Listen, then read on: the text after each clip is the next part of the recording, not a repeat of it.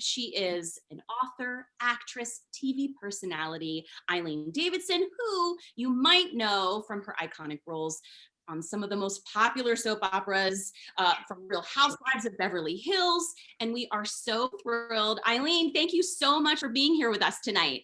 Thank you. I'm thrilled. This is really fun. I've never done anything quite like this before, and it's exciting, you guys. Oh. Thanks for joining.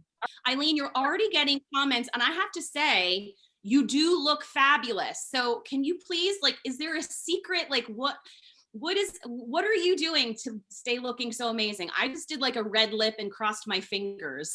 That's what I'm doing. There we go. The light. That's right. My husband is the co-host of the World Poker Tour. And since COVID, he's been streaming online his commentating in poker shows and whatever. So they sent this like really great lighting, which I hijacked. So there's my answer. Yes, good lighting. It does everything. All those, I know people have those little lights on their phones too. Yeah, right. Those selfie lights. I hear, I haven't tried them yet, but I hear they're amazing. And actually, someone asked the question that I wanted to start out with, which was, what have you been up to? I see those paintings behind you, and Heather wants to know, as well as I do, is that yours? Is that how you've been keeping? You know what? I've been painting my whole life, but I took like several years off. You know, I just got busy, and you get in and out of hobbies. And then I had actually started this painting like 20 years ago, and it was just partial. And so during COVID, I was just been kind of slowly working on it. But the good thing about it is that I started painting again. And this is kind of a horrible story, but I was reading Pillars of the Earth when my son was 3. We went to Hawaii, and I would get up every morning at 3 a.m. and I would read. And it's like a 900-page novel. So I was almost up to like page 800, and then we left, and I never finished the damn book. I finished it. I started it from the very beginning during COVID, and I finished it, which was like a huge accomplishment. So I also started reading again since COVID. So, you know. You know what? It sounds silly, right? To say like I started reading again, because I know you're an author. I write, you know, as a writer, you know, it's important to read, but you get so busy. It's so easy to sort of just kind of stream on our phones. So I love it. And I've heard from a lot of people that they are reading more because of the pandemic. Silver linings, right? So so let's talk about your books. That's a great segue. You wrote, and I could be wrong, but I saw 4 novels. Is that right? 4. You've written 4 novels? One of them is behind me, that one right there, Dial Emmy for Murder. Yeah, I did that like 10 years ago when my son was really small. I don't know how I did it. I mean, I'm not a very fun writer. When I'm writing, I'm very stressed out. But yes, I actually pitched an idea concept for like a soap opera mystery series, and then to Penguin, which they bought. And so I did the 4 novels, which was fun. I enjoyed it. And I was looking at the timing. You basically, it looked like you wrote one every year, like Well, every year. I was co-writing, so Still. so that's very, oh yeah, it was a lot of work, like a lot of writing at 4 o'clock in the morning. And after the fact, it was fun because it's a really great feeling of accomplishment. It's just during the process, especially as you have 4 children. I mean, I had three kids in the house at that time, so I was not a lot of fun to be around because your head's always in that space of creating, right? Yeah, it's true. It's hard once you're in that space, right? It's hard to get out of the space, and then, you know, someone busts into your room. I don't know if we have any parents here tonight. I imagine we've got some moms, maybe dads. You can let us know how many kids. Eileen has 3. I've got 4. You know, and just to try to do all the things we're doing. And by the way, just to shout out to all the parents during this time, right? How challenging it has been for parents right now. Wow, everything that you're doing schooling and working and all of those things. Was it the same for you in terms of, you know, being in the story with the writing as it was when you were on the different soap operas? I mean, you were many characters on a daily basis, which is very rigorous and you know, just all consuming. Is it the same where you feel like you're in that character and it's hard to separate from that and get out of it? No. For that, it's just more like having to memorize lines. But no, I didn't. Usually, I would not bring storylines back home with me, not unless it was something very dark. Mm-hmm. That would take a little letting go. But no, it's not like that. It's more just memorization of lines. And so talk to me a little bit, because I know that so many people are fans of your work on those, and we kind of assume, maybe we know, we've seen you for so long, we're like, we know her, but there's so much that we don't know, particularly about the work on the show. Can you talk a little bit about maybe some things that people don't realize? You know, I think about, wow, it's a daily show. You're rapidly moving through content, memorizing, having to memorize and then let it go. What was it like? What is it like? Um, That's a very, very complicated question. It's a lot of things. It's hard work. It's also really, I mean, hard work in terms of, I mean, I'm not digging a ditch, so come on. But I mean, it's hard work in terms of having to deliver quickly. You don't have a lot of time. But we have a lot of fun. I've been working with, if you're, I'll talk specifically about Peter, Young and Restless. I've been working with Peter and Beth and these people for years. Melissa, who plays my daughter. So we're friends and there's a safety net there. We're close and we laugh. We laugh so much. I was actually just at YNR last week and we were laughing so much that, I mean, Eric Braden was just laughing so much and he kept goofing around and I'm like, I can't believe this man has been doing this for this long. I just wanted to smack him. It's like 8 o'clock at night. I'm like, stop laughing. He kept going up. But that's also what makes it funny and enjoyable. Absolutely. I just have to know, how do you, when you start cracking up, because I imagine there has to be times when you're in a scene and someone does something and you laugh, how do you center yourself again? Like, because I know that I'm not an actor, but how do you do it? I would just continue to laugh. Sometimes you can't. Sometimes you have a really hard time. I literally, I was just in a scene with Peter Bergman last week and we're supposed to cross and we ran into each other. And I had champagne in my hand and the champagne fell all over me. And, we had to, because we were fighting the clock too. If you go too late, then you go to a meal. Nobody wants to do that. So that'll snap you back in. In fact, I have a story when I was on Days of Our Lives, I had the hiccups and I couldn't stop. I mean, I'm taping and I'm just like, and I'd start hiccuping and I couldn't stop. It was going on endlessly. Finally, the executive producer comes over the boom, which is like the microphone to the studio, and says, Eileen, we're going to move your scenes to last up unless you get over those hiccups. And literally that scared it out of me like that. I was not going to be staying around for 12 more hours. I was like, okay. I did it. Did it. Or maybe they would just write you in like 2 bottles of champagne. I don't know. Easier to say, let's scare her and get done at the end of the day. Someone wants to know, this is a great question. What do you dislike about your character, Ashley, on Young and the Restless? And if you're like her in real life or not? I'm not really like her in real life. I mean, I don't think she can cook. I can. There was always a thing where they always made it she couldn't cook. I don't, what do I like about her? I like her strength and I like her vulnerability. What I don't like about her is maybe her inability to stay put in a relationship or maybe her inability to find one. I mean, her finding one would be something after this. It's been kind of a long, quiet time between relationships for her. Yeah, yes. Finding someone, I don't know. I think that's also, a lot of people are talking about that just in the pandemic, right? A lot of the single ladies out there. I don't know if we have any single moms. Tough out there for a single mom right now, or a single dad. I don't know who we have on tonight, trying to find people. Someone wants to know, this is a great question. You talked about that you cook. So is there something in particular that you're known for in your family or amongst friends, or is there something you enjoy cooking?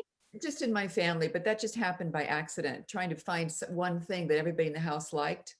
And I just stumbled across, it's kind of like a chicken parm, but it's not. It's breaded chicken. First you put in egg and milk, and then you put it in breadcrumbs, Italian breadcrumbs, and then you put it in, you fry it up and blah, blah, blah. And then you can put like mozzarella on it, and then I broil it. And the boys, when they were little, they loved it. Everybody loved it. And now as I started serving it at family things, and you can't really hurt it, no matter even if you burn it in the oven, which I've done, I've forgotten it, I put it in the oven, I forgot it. And then you take the cheese off, but the chicken's still fine. It's like indestructible chicken. So it really works well for a group of people because it's always really, really moist and delicious, and everybody loves it. It's super easy. And it just makes you look like you really know what you're doing. So see, that's what we're actually having that for Thanksgiving this year, because we don't want to do the big turkey. Right. We're going to try to do it outside. So I'm going to prep them here and then go to my mother-in-law's and stick them in the oven or fix them there. So we're hoping we have to be a little creative like we all do this year.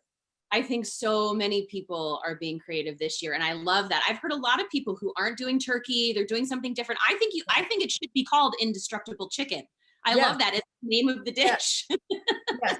And also, what I'm making is when Jesse was a little kid, one of his teachers made these individual pumpkin pies. And I'm going to give you guys the recipe because I'm going to make that for the first time since he was in the 5th grade, also for Thanksgiving. You take a ginger snap and you put it in the bottom of like a pie, cupcake tin with the paper cup. Put the ginger snap in there, make your regular pumpkin pie filling. Put that like a few tablespoons until it's about halfway full, bake it, and then top it with whipped cream. And it's Oh my God. great. And it's individual and it still like has a pumpkin pie flavor, only you're not like spitting on everything as you're cutting everything up.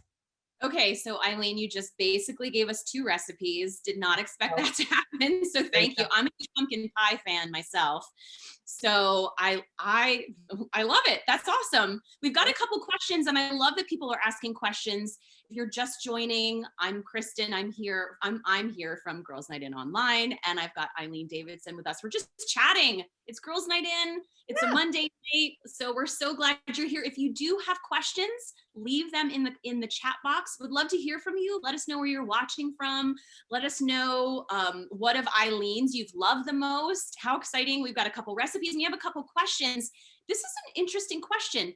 How has it been filming during this time, Eileen? With Yeah. COVID, we've seen different actors on set doing different things. Can you talk a bit about how that's been for you? Well, sure. It's been challenging. I mean, especially the storylines they have chosen to write, like my mother on the show, Dina, passing away. And I mean, when we were doing it, we filmed this a few weeks ago. She was sitting far away from us when she passed, and it's like goodbye, Dina. It was nice having you as our mother. I mean, we couldn't be close to each other, which we would be, Right, right. but how are we ever going to pull this off? And I Yeah. mean, from what I've heard, people loved it. We came up with the emotion. I was like, I don't know how I'm going to cry. She's so far away. It was ludicrous. But I think it worked anyway because the emotion was there, and but it's been challenging. I had to get tested, I think, 5 times last week because we did some big scenes, and we're allowing more people on set, so we had to have more tests, like rapid testing. Right. And that's not a lot of fun. Um, Yeah.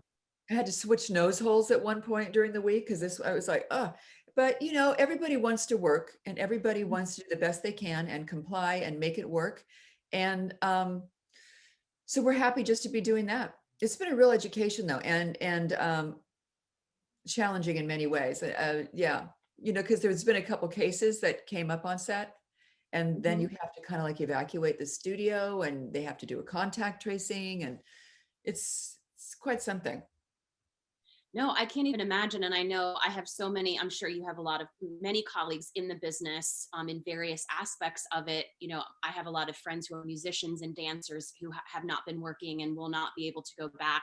So I hear so many people say, so grateful to be working, happy to be, if I have to be tested, I will be because I want to be able to, I want to be able to work and continue doing what I love. Michelle says that she thought your emotions came through in that scene. That's what we So heard. We did. We were able to deliver from 6 feet apart. I understand that Bold and Beautiful is using mannequins, which I haven't seen, but I guess you can actually see the mannequins at times. I don't know if folks here I would love to hear from folks. If you Everybody nodding. Can you see the know, actual mannequin in the scene? that's fascinating. It's so interesting, right? It's really forcing people, as difficult as it has been, there's so much creativity happening. So much creativity and pivoting that people are doing. Heather says that B&B uses their spouses. They do, and we have done a little bit of that as well, but I also know that they're using mannequins. Interesting. Well, learning all the tricks of the trade here. Someone wants you to write a cookbook, Eileen. So in your free time, when you're on a break, that's awesome. So another question too, are you privy to information about how much of a storyline you're going to get far in advance? Or are you getting scripts a few days? Like, how does that work? Because people are wondering, are they going to see more of you in the upcoming storylines? Okay, so I'm in this very bizarre situation, which I never really anticipated. I left the show 2 years ago. Mhm. I fully anticipated they would need to recast because the character is an important character. Mhm. So as far as I was concerned, they'd have to recast, and I didn't want to be under contract, and I didn't want to be recurring even. So, but what's kind of evolved is what I call a don't ask, don't tell. They just email me, we'd like to write you in for blah, blah, blah. Are you available? If I'm available, I say yes. If I'm not available, I say no. And it's, I think it's working fine for me, and it's Mhm. working fine for them. I think when the time comes, if it comes, I'm sure it will at some point, where they need the character full time again, then that's when I probably will have to leave, because Mhm. I just really don't want to be under contract. But right now it's just kind of a strange situation, because you can't just say, like I couldn't have said 2 years ago, I'm happy to stay, but I mean, only when I want to. I mean, Mhm. this just evolved. So I'm grateful. I'm having fun. I also have, time to do other things. That's exciting, I think, to be able to be in that place. And I think Very that's, exciting. like that's fantastic. We've got more questions. Okay, so we're hearing that General Hospital has no mannequins. Yes, indeed, B&B, there is a mannequin in one of the storylines. I'm seeing that. And then also, folks are wondering, just you've done so much different kinds, so much work, right? And so just specific to soap operas though, what are the pros and cons? Like what do you love, and what are some things that are maybe more challenging than some of the other things that you've done? Um, well, it's getting older on TV is not fun. It's just not, especially when you're right there. So that's not, that's not like the best thing. But I think back when I was 23 years old and doing these shows, it wasn't easy then either. You're just always hard on yourself. Um, Mhm. what's great about it for me, what has been great in the past, is I was able to bring my son to the set. that's And that's incredible. yeah, I was able to see him turn over for the first time in my dressing room. I nursed him every morning, getting my makeup on. And in fact, I saw Jess Walton last week, and she was talking about how she remembers when I was getting my hair blow dry. And then Jesse was sitting there and his hair would be blowing. He'd be laughing as we both had our hair. So he was just like a fixture. He had one of those little those little rolly things you put a baby in, they roll around their feet, they walk and Mhm. they run. And well, he had like the whole stages between Y&R and The Price is Right. It's this huge open hallway, huge open hallway. So he would just be tearing it up, going back and forth for hours. And that little rolly thing, it was hilarious. And he grew up there. He was there with me until he started pre-K. And then every time I've had to work or go anywhere for the show, he's always come with me.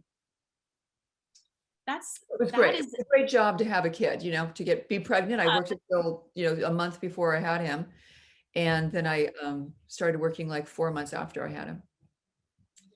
that's such an amazing opportunity. I know so many people who would love to have that, so many people who have had that, and it is amazing to be able Yeah. to, it's just the stress of new parenthood in and of itself is crazy. So to be Yeah. able to have those moments, It for wasn't sure. easy. I was getting up at 4:30 in the morning. I was Can you getting up at imagine? 4:30 in the morning with my baby and going into work and then being there. It was intense for sure. But I was just grateful to have the opportunity to have him with me. So I let's talk a little bit. I'm sorry, I have Let's this talk really about. great story. I got to see this one great story. Oh yeah, I'm please. I'm in a Yeah, suit. one story. I'm in a suit and I'm on set and I'm actually talking, and it's like a boardroom. Ashley's like the president. She's going on. And I can very faintly hear Jesse crying in my dressing room, very faintly. And right in the middle of the scene, Yeah. my milk came in. I'm like, Oh, they don't tell you about this in parenting books. like, I was like, as I was saying, Jack. yes. Anyway, that's a girl thing. Yeah. That is such a great relatable mom story though, because I had the privilege of breastfeeding my kids, and I know you'd be like in the middle, even when you're not with them, which is kind of even more awkward, like you were on set or you're at a Right. store and you hear another baby cry, and you're just like, I was just trying to buy my Right. wine. Right. You have no control over your body anymore. It's crazy. No. But let's talk about, we're already on parenting. So let's talk about that. It's so important to you. I see it on your social media, the boys, and, you have a son and stepsons. And in particular, I want to talk about step parenting because I think that's one of the hardest jobs, is being a step parent. And I don't think step parents get enough credit. And so I would just like to know for you, like, how did you approach that? Like, what was your thought about it? And I've read a little bit, but I would love to hear it from you. Talk a little bit about that. It's still evolving. They're in their 20s now, Duke and Vinny. I have a great relationship with both of them. I feel really blessed about that. They're great people. They're fantastic people. I'm going to get emotional. But I do know that when they first came into my life, I made a point of putting together they have those transformer things. And so my husband is not mechanical at all. I mean, and I liked it anyway. It was kind of fun. So I would put together their toys for them and hang out with them. And I was surfing with them. They were both, I was surfing. They both got into surfing. So I was surfing with my stepsons. And I was just like fun. My husband was super smart too, because when everybody moved in with me, they were part-time, half the time. And he had this thing where we said there was a pirate that buried treasure in the backyard. So we made it fun to be there. It was like fun. And also I genuinely liked them and I loved them. And I think they felt that. Yeah, that's so important. And I think a lot of people don't realize that, being the step parent is actually can be really, really fun, because you get to, at least at first, you get to like be the really super cool one. And then you kind of get to step away, and then their parents get to do all the stuff that's not fun. That's not how it was. They would say that I was tough but fair.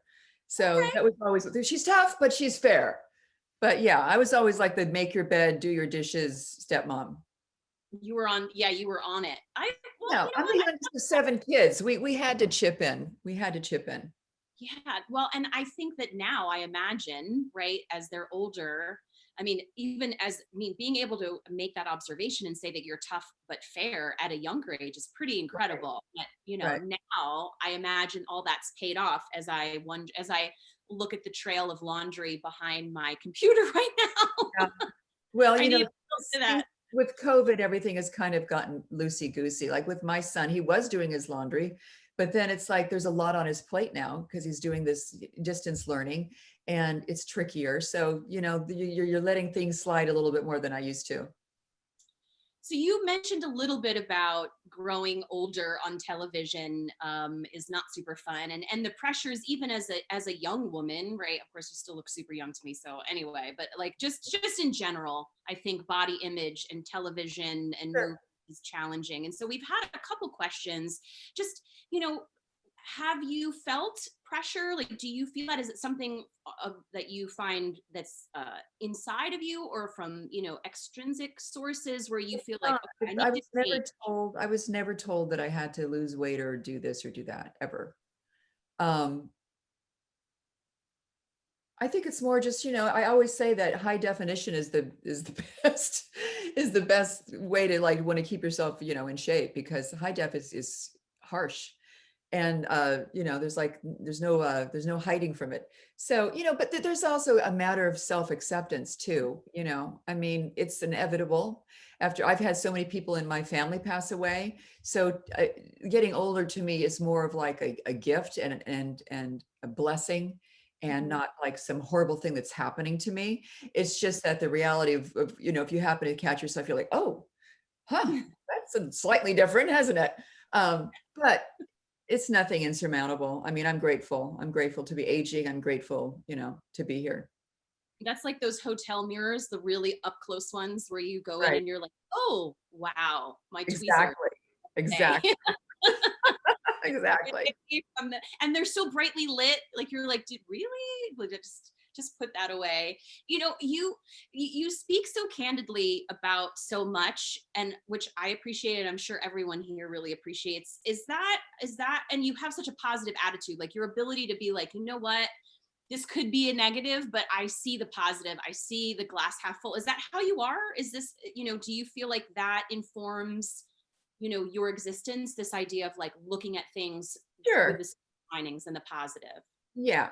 I mean, definitely. I mean, again, I'm not trying to be, depressing, but having a lot of people pass in your life, you tend to be grateful. I was like this anyway. I've been into spiritual practices such as meditation for many, many years. I've done transcendental meditation. I'm familiar with the Course of Miracles, all sorts of different spiritual practices.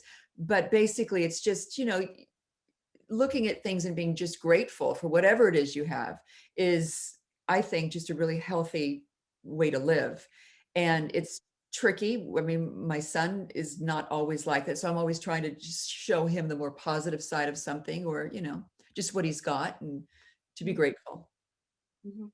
Yes, and as parents, we have to lead by example, which sometimes is very difficult. But no matter how old your kids Of are, when course. they see you practicing those things, practicing what you preach, if you will, then it tends to rub off on them, whether it's screen Right. time and how you're on your phone to like how you look at a glass or how you look at life. And also, I'm also really big on being a human being and not just a mother. So I'm really big on, if I'm failing at something, I will say, I am so sorry. I did not handle that situation well. I am not perfect, and I did not do that. And you're right. I wasn't the person that I'd really like to be, and I apologize. I'm big on that. I think by apologizing and showing that I can be wrong, and that I am sorry for being wrong, is the best way of teaching somebody else about that. Absolutely. Well, it teaches empathy, right? And it shows them that everyone makes. I always tell my kids, right? Good people make bad choices, but we're Humility. It's about being, it's about humility as well. yeah, absolutely. So we've got, I know we're going to get to, I know people are asking a lot of Real Housewife questions, so we will get to those, but I do want to ask you, and of course, folks, you're here with us. So happy you're here. If you're just joining, I'm Kristen. I'm here with Eileen Davidson. We're just talking about kind of everything. It's really fun. And if you've got questions, please leave them in the comments. You can say hi. People are leaving wonderful comments and questions. And I promise we will, pinky promise, we will get to Real Housewives. But I do want to talk about, you've got a lot coming up. You've got a Christmas movie that's out right now. So let's talk about that first, because I know your family and it has worked on a pilot, which I love. So talk first about this Christmas movie. Okay. Well, I did it a year ago. It's called Middleton Christmas. It's with Michael Pare. I don't know if you all remember him. He did Eddie and the Cruisers and a bunch of other things that he's constantly working. I wasn't aware, but there's a bunch of indie movies that are always being done, and he's in all of them. And it's a really, really sweet movie. It's well written. It's really well acted. It's a fantastic cast. I play the principal of a school. Mike Pare plays a handyman. It's a match made in heaven. Um, and Oh, I love the principal handyman storyline. I know. And our kids are going to the same school. So anyway, it's a really, really sweet movie. It kind of involves organ donation, which did you ladies know, this is a perfect thing to say on a ladies' night, because I've learned a lot about organ donation during this, because like I said, it's part of the plot. Only 3% of organ donors can actually work in terms of being donated and working. I didn't know that. It's a very, very low number.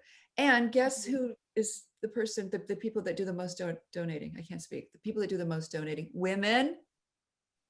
It's mostly all women that are happy. We're here to take care of everybody else, right? Even in our passing, we take care of others. True. It's true.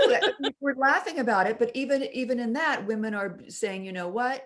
I would love to help, even if I'm not going to be here anymore. I mean, it's kind of awesome. Right. It's like in our DNA, girls. It's in our DNA. It is pretty amazing. I love that. Another thing for us to feel good about, ladies, is that even in our next life, we are helping others. And then there's a family. This is so cool. So it's a pilot that you shot. You said written by your husband and son. Is that right? Yeah. Well, first of all, Middleton Christmas is available on iTunes. Yes. And we actually have it in the chat box. It's out now, and it's a great way to kick off the holiday season. I really love this movie. I read the script and I went, there's so nothing offensive about it. It's just sweet and well done, and it'll make you feel good. And we need that, by the way. We need that. And also, by the way, I chose to do it. The pilot is called Duke of the Valley. It was written by my husband and my stepson. And it's based loosely on the apartment building that my father-in-law, Dick Van Patten, and his wife, Patty, bought. And they still own. I mean, Dickie has passed on, but it's still in the family. And basically it was populated by a lot of actors that are trying to make it or ne'er-do-wells. It's kind of like Always Sunny in Philadelphia meets Melrose Place. And it's just a bunch of characters. And it stars my stepson, Duke, who's also an actor. I'm in it. I play a has-been B-movie actress. Ooh. Who still thinks she's got it going on. And Willie Garson is in it. He guest stars in it. Don Stark from that 70s show. My husband is in it. My brother-in-law's in it. And also Caitlyn Jenner. And she's terrific in it. That's awesome. Yeah. And so when did you do this? With how I can't even keep up. Listen, my husband and I look at each other and we go, what? They wrote it. And it was Duke's idea, basically, or my husband's idea, and then Duke implemented it, and they got together, and I ended up exec producing it along with my husband, and we just did it. It was a SAG thing. We went through the union. We had to follow COVID rules, which was not fun and extremely expensive. And but we did it, and we had a fantastic cast. Pulled it together and shot it over a few days, and you know, he's been editing it and adding music, and he's going to start shopping it. So we'll see what happens. But it's been fun. It's been a really kind of a great thing to pull off. I don't know how the hell we did it.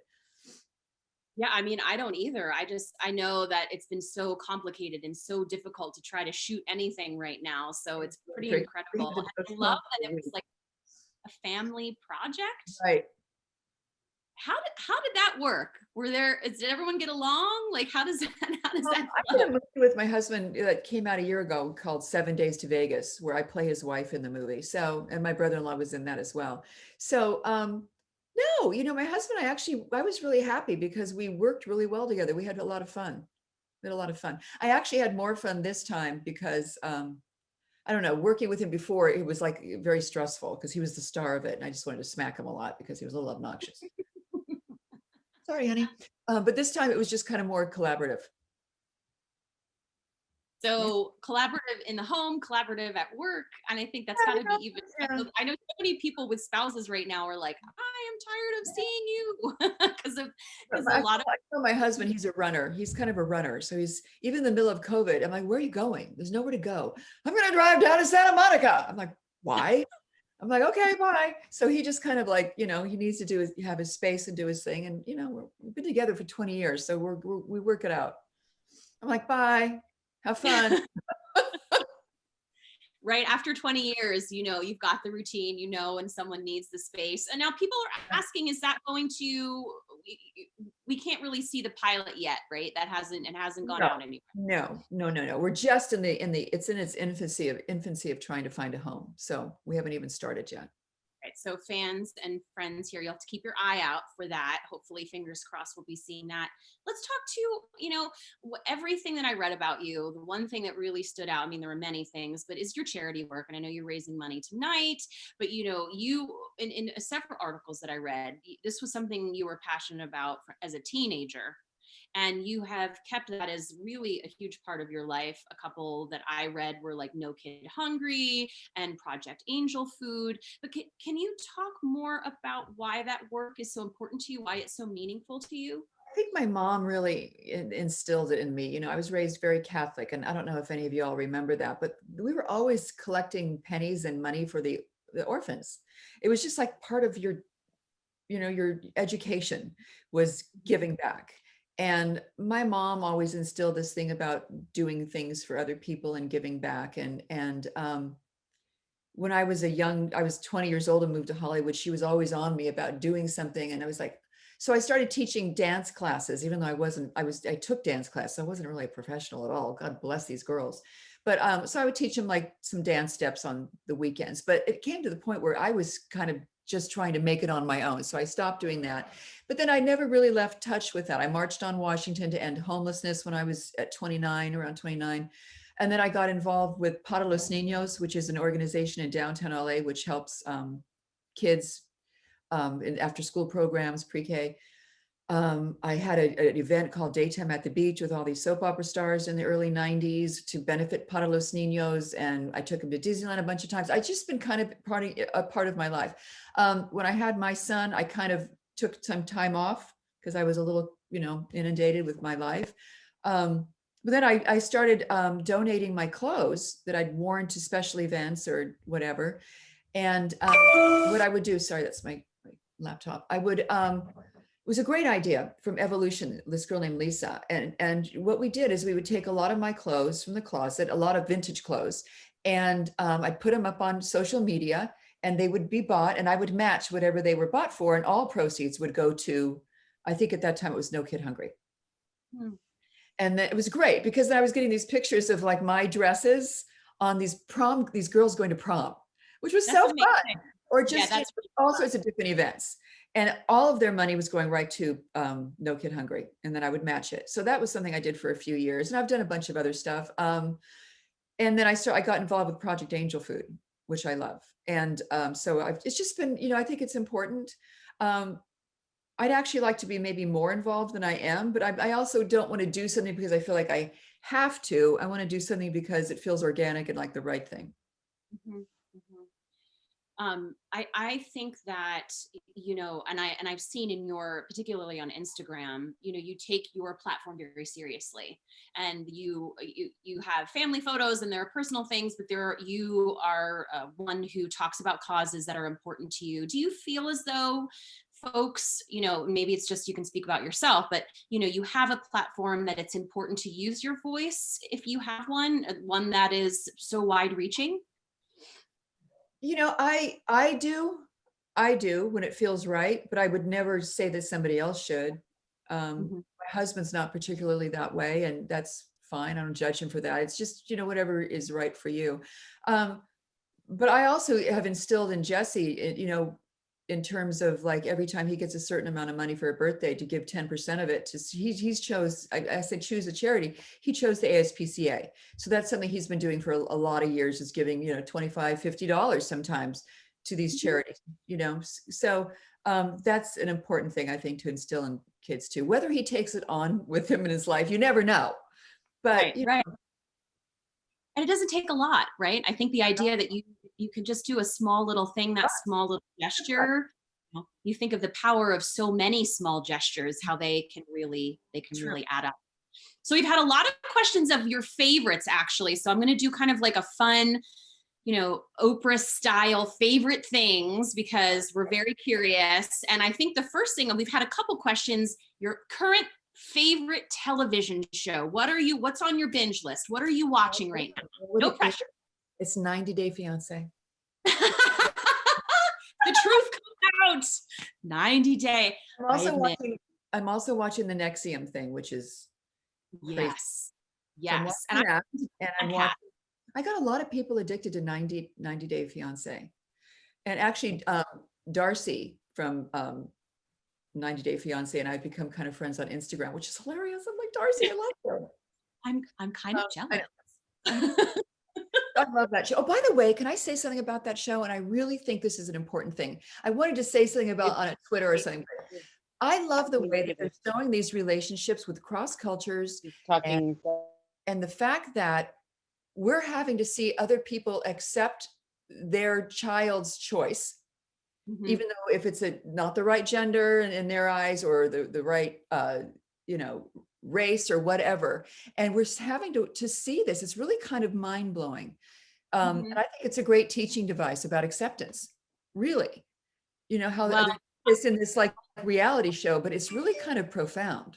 Well, thank you for making me feel better for watching it. But no, I agree with you.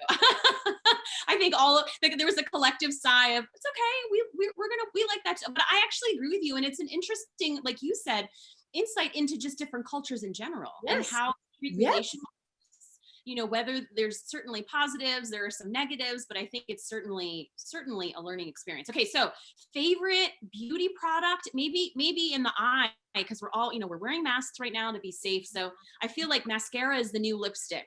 But eyebrows, like, what is it? Do you have a favorite thing that we should know about? How do we look like you? Basically? I've gotten very bad about the whole moisturizer thing. But I'm thinking, I do like the liquid eyeliner pen.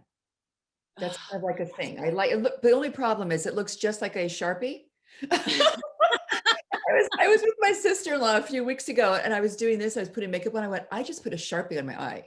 Oh So no. be careful. But I do Yeah, like the liquid eyeliner and the pen is yeah, like the my pen favorite thing. form, like and I feel like they should be easier than the ones that look like a paintbrush. So I agree with you. Liquid They eye, are. liquid All eyeliner it's just pens. like you just draw it on. It's like you can't mess it up.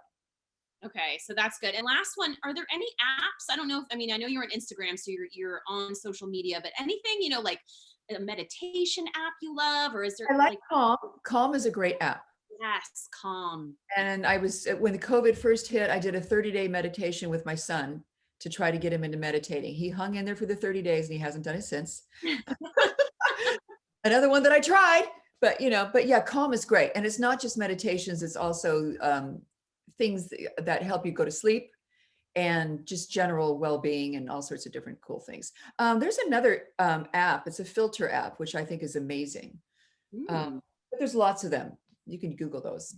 All right, yeah, lots of filter apps. There's filters within like Snapchat and Right. Instagram that you can use. So I love that. Okay, so we've got a few more questions that I want to get to. Definitely going to talk about Real Housewives, but I love this question. There's two that I really love. Being from such a large family, did you ever feel as the youngest that you were looked over?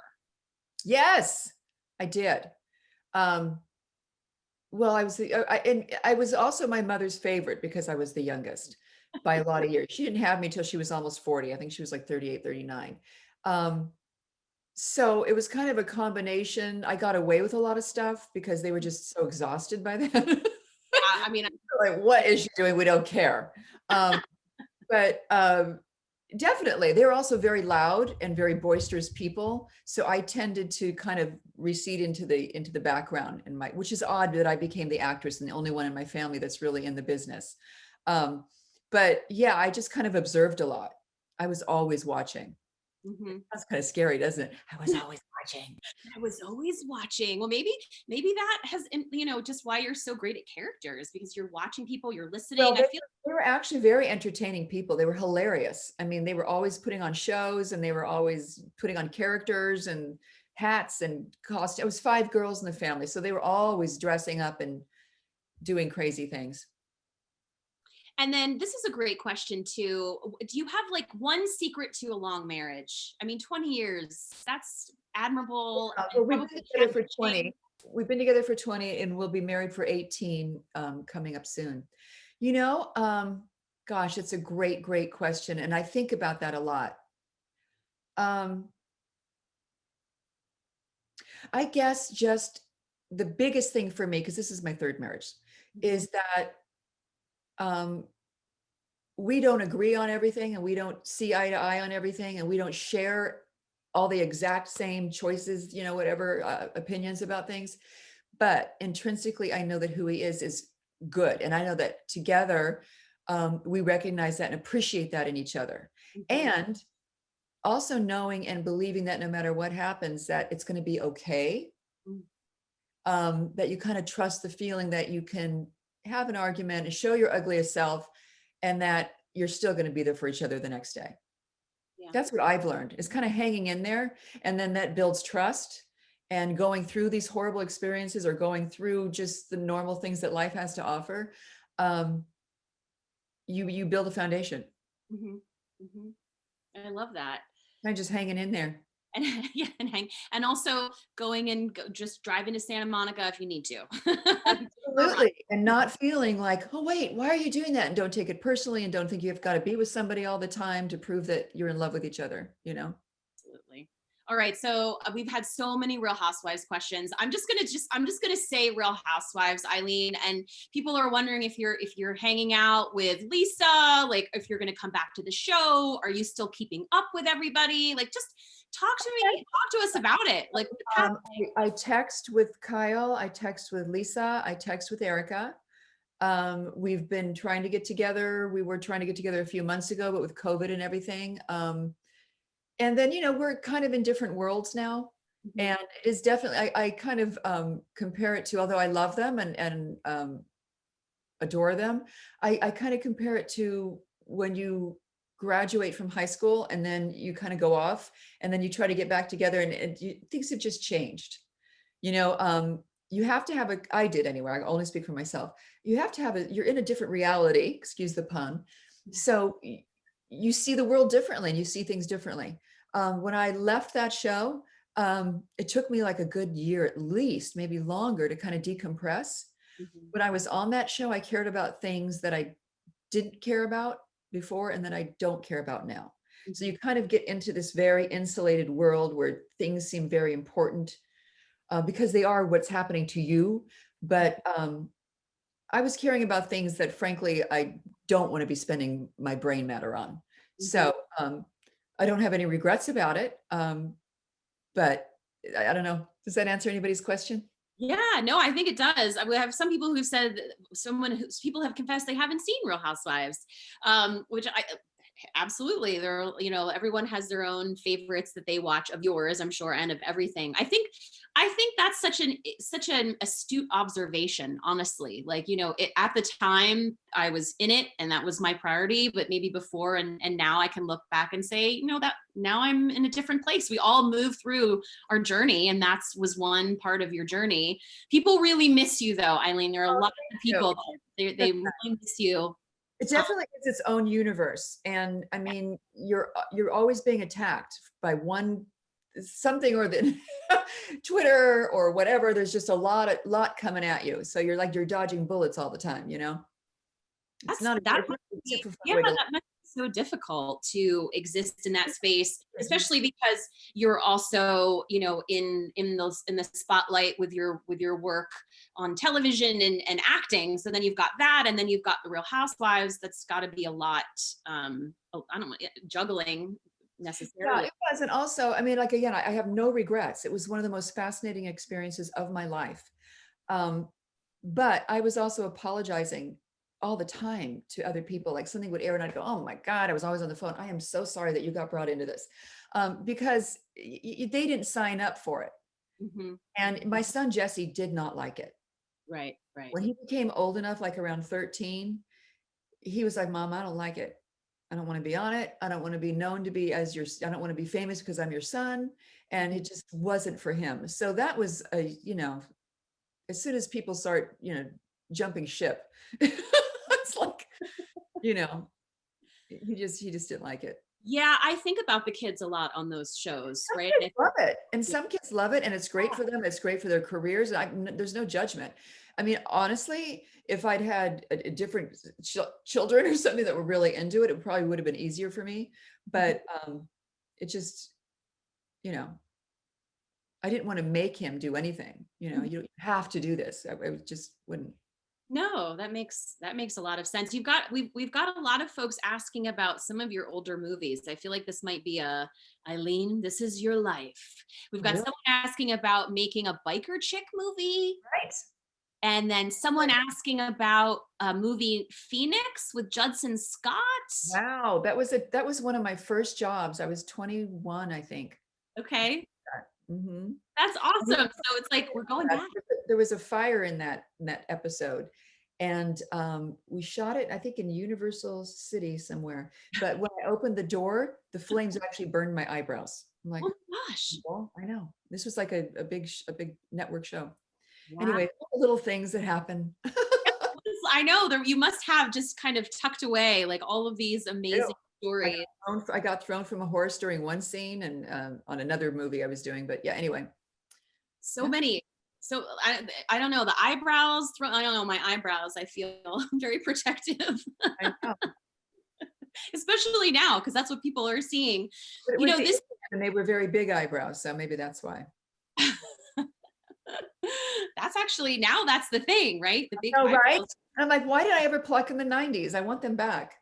That is the conversation I have with all of my friends, right? Is that now everyone's going to get microblading. We're going off on another path, but it's kind of fun because now all the eyebrows we had in the 80s are back. We I know. plucked them in the 90s. I don't know if anyone can relate to this. We're having our own our own moment, Eileen. But let's Well, talk about it's a those couple things. Brazilian waxes. I mean, anyway, Yeah. won't go there. Go ahead. Well, listen, it's girls' night in online, so really, it's amongst the ladies and I Daniel. We have Daniel here. Kyle, Kyle Richards actually told me because we were talking about those waxes where they wax everything's waxed, and Kyle told me that her mother once said one day those women are going to want that hair back. Anyway, so I thought that was funny. Her mother was a hoot. That is fantastic. That's fantastic. All right, so we only have a few minutes left. Everyone's been so kind. They're asking questions. We're trying to get to as many questions as we can. Your comments are lovely. Thank you so much for leaving them. Just, I want to ask you this. It's been a tough year for everyone at one level or another. And we spoke earlier just about being able to see the positive. So, I imagine maybe doing the pilot was a silver lining. Doing this work has been a silver lining. What have been the silver linings for you other than those, or maybe that's it, but for 2020? Well, as I mentioned, my son is a senior this year and he was a junior when this started. And even though he hasn't had the best high school experience, I find it to be such a huge blessing that we've been able to spend this much time together Mhm. at this time. Mhm. Because he'd be off doing his own thing in junior and senior year. And even though I quit the show, partially because I wanted to be more present, like really, really home all the time, um, um, it's just been so wonderful to have him here. And I'm making him lunch and I'm spoiling him a little bit. And, because I know that in a year or two, whatever, he's just not going to be around as much. And so that's been a huge blessing, a huge blessing. And it's also been a blessing because my husband has been traveling for work. And it's nice to know that we can actually cohabit all the time and still like each other. I mean, that's a plus, even though he's running around, going to Santa Monica. So that's been kind of great. And I don't know, I guess just kind of feeling, I mean, it's been horrific on so many levels because it's climbing, the death rate, everything is climbing. But I think that as a world, we're kind of together into something. And Mhm. that doesn't happen. Mhm. Usually we're all kind of in our own pods going through our own things, which are our own countries. But as a world, we are doing this together. And Mhm. we're going to look back on this time and just think that it was kind of something at this, as horrible as it's been strangely amazing too, to be sharing this. I mean, look what we're doing with this. We're Mhm. adapting. That great quote by Einstein is that the true sign of intelligence is one's ability to adapt. And that I Mhm. keep thinking about that all the time. We're all having to learn to adapt. And instead of going into fear about what's happening, we're kind of looking around it and seeing how else we can make it work for us in a different way. Mhm. And I think a lot of these things are going to stick after the fact. There have been a lot of changes that we've needed to have made that we probably would not have made. And, Sure. so that's like you said, people have had to pivot, people have had to be creative. And I think, parents in one hand are overwhelmed. And in the other, I think many of us are aware that it won't be like this ever again, that we won't have our kids with us. I know those of you with little kids, more power to you because this is a tough No, time. definitely screamed at my son a lot. I Yeah. think we have had some knockdown, drag out fights about, school. But so don't I'm not trying to say it's all like roses and No, because no, no. But there are moments, right, Mhm. where we're like, oh, I see all my kids, they're all sitting together doing a Harry Potter marathon, or they're up super Right, late. When would they be staying up super late on a Tuesday, making right. ramen and destroying my kitchen? And my Probably. my stepsons have been around more too because they haven't been able to work. So they've been here and we all went to Santa Barbara just for a quick 2-day trip over the summer. Um, we wouldn't be able to do that kind of thing because they've all been working. So that's been kind of special too. So one last question. I think this is a wonderful thing to end on. Someone asked this, and I'm glad they did. And if it's this, if you could talk to your 20-year-old self, what would you say to her now? Oh, gosh, I would just say, I mean, I think about these kind of things. I was so hard on myself. I Mhm. just thought I was supposed to just be able to be everything and do everything well. I was so hard on myself. And I would just say, give yourself some slack and it's Mhm. all going to be okay. Just, follow your North Star, trust your instincts. Trust your instinct. I love that. And I'm some 40 something, but I always think, wow, if I had the same knowledge and belief in myself now that I have now, if I did when I was 20 or 19 or even 30, would have been amazing. So I try to tell all the teenagers who don't want to listen to you now, of course. Well, so you wouldn't have that wisdom unless you'd gone through all those things you went through when you were 20. So we all have to go through the stuff to get to where we are now. I'm very grateful to be where I am now. I mean, that's the part of getting older. I just see things in a different way, and I love it. Well, on that, Eileen, thank you so much for joining us. I'm so grateful to all of you. Where can we find you? I'm sure people are following you, but tell us where are you most active on social media, and what are those handles? We'll put them in the chat box. I think it's Eileen Davidson Official on. I know it's a horrible name. What can I tell you? Eileen Davidson. It's Eileen Davidson. Whatever. Fantastic. Oh, we have it up. So it's on Twitter and Instagram, obviously. God bless you all.